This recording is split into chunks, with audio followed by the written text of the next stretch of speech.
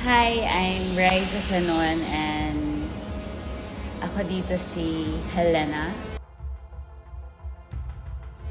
So, si Helena ay isa sa mga member ng kulto and isa siya sa mga sister. Kaming mga member kasi sa likod nung damit namin na nun, kalbo kami. And ni-worship namin si Lilith. Yun yung parang God namin. And medyo bad ako dito. Hindi pala medyo. Bad ako dito.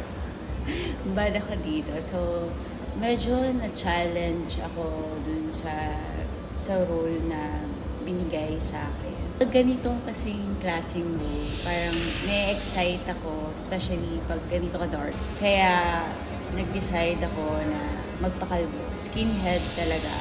Kailangan, pag nagawa mo siya talaga, dapat committed ka talaga na kaya mo siyang gawin.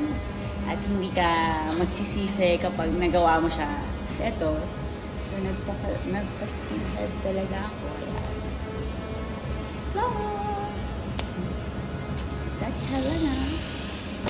Lilim Suna po yan sa Sigma.